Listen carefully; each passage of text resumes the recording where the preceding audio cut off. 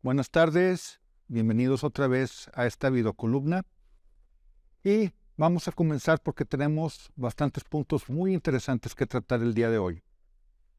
Carlos Loret se acaba de quejar porque supuestamente los libros de texto nuevos están propiciando que se usen formas arcaicas del lenguaje como dijistes o venistes. Me dio mucha risa porque un amigo me habla y me comenta que no ha revisado el libro La herencia medieval de México, de Luis Weckman. Y en este libro se comenta que muchas de las formas del habla en nuestro país son secundarias precisamente a que tenemos una herencia española por la cual ese tipo de lenguaje se utiliza aún en nuestro país. Aquí lo interesante es que ya revisándolo, la misma SEP indica que hay estudios o formas prescriptivas para utilizar el lenguaje, donde se señala lo correcto y lo incorrecto, y hay formas descriptivas de estudiar el lenguaje, que es lo que estaba haciendo el libro de texto, señalar las diferencias entre esas dos formas de estudio del lenguaje. Pero aquí lo importante es linchar, atacar, criticar. Y eso me obliga a pensar que tal vez aquí la oligarquía, los fifís, pues tendrán un uso muy puro del lenguaje, pero siguen siendo muy medievales en su forma de pensar. O para usar un arcaísmo muy mexicano, son cortos de entendederas. Por eso hay que explicar varias cosas, porque el problema con la oligarquía no solamente es local, es internacional, y al último voy a hablar de eso. Pero da risa que se enojen porque el hijo del presidente va a un supermercado que supuestamente es para cierto nivel económico. Dices, ¿en qué cabeza cabe? Les digo que son medievales para pensar. O sea, nomás cierta gente debe de ir a ciertos locales y los demás no. Díganme si eso no es medieval. Pero eso no es lo peor. Lo peor es que, lamentablemente, hay una tragedia como lo que acaba de ocurrir en Ciudad Juárez y inmediatamente empiezan a querer linchar al gobierno. Y salen con que nosotros en su momento hicimos lo mismo con la guardería ABC y con Ayotzinapa. Espérense, serenos, morenos de la oposición, serenos. Vamos a explicar las cosas. Vamos a decir cuál fue nuestro enojo. Nuestro enojo fue muy sencillo. ¿Qué pasó con la guardería ABC? Lo pueden revisar en Contralínea. Salió publicado ahora en enero. 250 millones de pesos que eran para ayuda para los 109 niños quemados, para los adultos que también resultaron quemados a rescatarlos, para los padres de los 48 niños que fallecieron, desaparecieron. Así. Una partida presupuestal extra que le autorizaron a Calderón de 250 millones de pesos, la ayuda efectiva que nomás les llegó fue 9 millones de pesos. Eso es lo que molesta. No solamente que haya utilizado el Poder Ejecutivo para proteger a su familia de una investigación, como lo dijo el ministro Saldívar en su momento, sino que aparte el dinero que solicitaron, supuestamente para ayudar, se lo robaran. Con Ayotzinapa encontraron restos donde habían dicho, Murillo Karam no quiso investigar, escondió todo. ¿Por qué creen que está en la cárcel ahorita? ¿Por qué creen que es nomás por capricho de la 4T? Por eso está en la cárcel. Esa es la diferencia. ¿Qué pasó ahorita? A alguien se le ocurrió no abrirle la puerta a los que habían iniciado el incendio adentro de Migración. Mala decisión, porque estaban en un predicamento. Si abrían la puerta se podían escapar. Si no la abrían se iban a morir. Ya estaban en un predicamento, ya estaban comprometidos los guardias y los responsables de ese centro. Pero escogieron lo peor. Igual, si han abierto la puerta y se fugan, ahorita la crítica sería porque se fugaron. Y aquí me da risa porque hay algo que mucha gente desconoce. Porque ahora sí la oposición se preocupa por los migrantes, pero en su momento estuvieron hostigue y hostigue, critique y critique porque permitíamos la migración. Y la gente ni siquiera sabe por qué ocurrió eso. Insisto, no nomás aquí, a nivel mundial. En 2018, con Peña Nieto, México fue coautor junto con Suiza del Acuerdo Mundial de Migración por parte de la ONU, lo cual permitía que ya no fuera ilegal la migración sin papeles por ser un derecho humano. En ese momento el único país que no firmó fue Estados Unidos y sigue sin firmar. Todos los países del mundo firmaron. Actualmente hay países que ya se salieron del acuerdo como Canadá, como Cuba, como República Dominicana, porque tienen sus motivos. Pero México no se puede salir porque fuimos coautores. Por eso México, como un montón de países europeos como Alemania, como Suecia, como Suiza, se llenaron de migrantes. Porque ahora sí, ya no había forma de detenerlos porque estábamos violentando sus derechos humanos. Y se hizo todo un problema político con los Estados Unidos porque vieron que había el peligro de que los llenáramos de migrantes y nos forzaron, no hay otra forma de decirlo, a que nosotros los tuviéramos aquí en lo que se arregla su situación migratoria.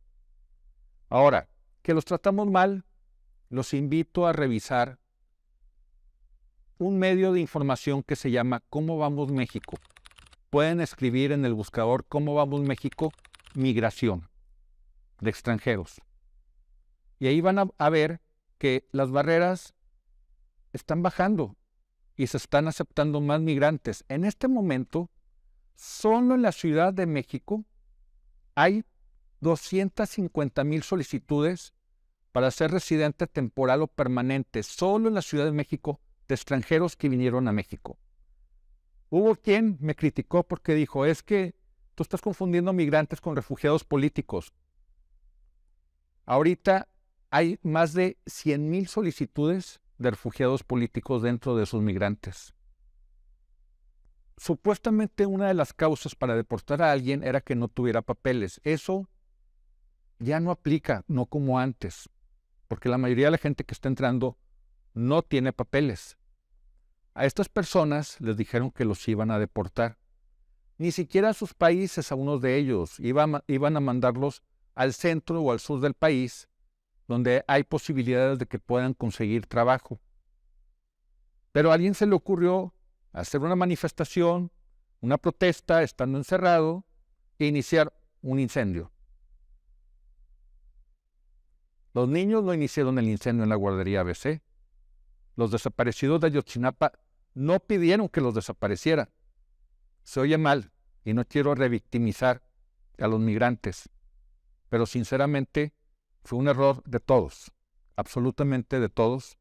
Pero en este momento, a diferencia de la guardería ABC, a diferencia de Ayotzinapa, ya hay 8 presuntos responsables que van a tener que presentarse ante la justicia. Solo para que tengan una idea, con la guardería ABC eso no ocurrió hasta muchos años después. Con Ayotzinapa lo mismo hasta que llegó la 4T.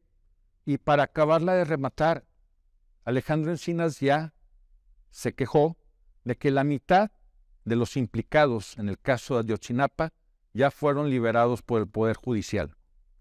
Pero es el mismo Poder Judicial que liberó a los que asesinaron y quemaron los cadáveres de 6 mujeres en Guanajuato.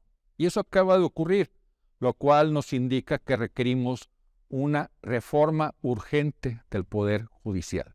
Entonces, mis nada estimados miembros de la oposición, no somos lo mismo. Y esa es la diferencia. Nosotros sabíamos que ustedes no hicieron nada para remediar tragedias. Aquí ya se están presentando a los responsables, que tomaron muy malas decisiones, porque sabían que estaban en un predicamento y no iban a tener una buena salida en ninguna de las dos situaciones, porque las dos eran de cárcel, pero escogieron la peor, definitivamente. Eso es incuestionable. Pero volvemos otra vez a los problemas políticos. Acaban de sancionar a México, pues, supuestamente por no proteger a la vaca marina. Un problema que la misma Secretaría Internacional de Protección a las Especies en Peligro de Extinción, que nos sancionó, acepta que tiene un problema de décadas, pero justo hasta este momento nos sancionan, y la sanción implica que no podemos exportar productos como, por ejemplo, orquídeas, que hay granjas para cultivar eso en México, o pieles de cocodrilo, que también hay granjas de cocodrilos precisamente para obtener su piel y que son negocios legales por culpa ¿de qué? De la pesca ilegal, valga la redundancia, de un pez cuya vejiga, el kilo de esa vejiga en China cuesta $8,500 y que casualmente adivinen quiénes controlan esa pesca ilegal. El crimen organizado. Ahora, dicen que no se ha hecho nada, mentira. Desde el 2019 AMLO ya metió un programa precisamente para salvar a la vaca marina. Pero lo primero era hacer un padrón de pescadores que realmente sean pescadores y no miembros del crimen organizado. Por primera vez en décadas se empieza a hacer algo y nos sancionan, cuando antes se advirtió sobre esto y no se hacía nada. Pero eso no es lo peor. Me pongo a investigar. En los últimos años, no hablo desde 2018 para acá, no. Hablo las últimas 2-3 décadas. Han desaparecido 24 especies, entre peces, mamíferos, reptiles, anfibios. Y nunca se hizo nada. Absolutamente nada. Pero llega la 4T y ahora sí, nosotros somos los responsables de la extinción de las especies, muchas de las veces porque el tráfico de especies lo controla el crimen organizado que ya sabemos que creció a partir de Calderón y de Peña, pero ahora la culpa la tenemos la 4T. Por favor, no me frieguen. No hay otra forma de nombrarlo. No me frieguen. Pero esto me dejó pensando en algo todavía más inquietante. Si el crimen organizado se metió hasta con los pescadores, ¿hasta dónde no estaría infiltrado en otras profesiones, en otras ramas económicas? ¿Ven por qué he comentado antes que a la 4T no la quieren? Porque se está limpiando la economía. Y no quiero ni imaginar cuánta gente estaba involucrada en actividades ilegales, porque si hasta los pescadores estaban metidos con el crimen organizado, imagínense, insisto, otras profesiones.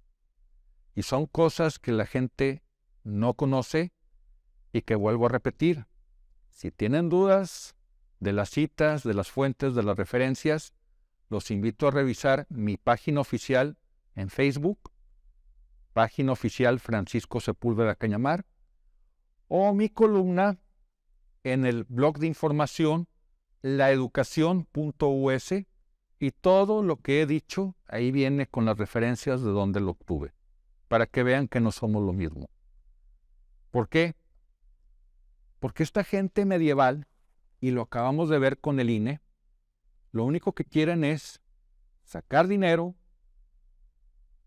y vivir por encima de los demás porque se creen superiores a los demás.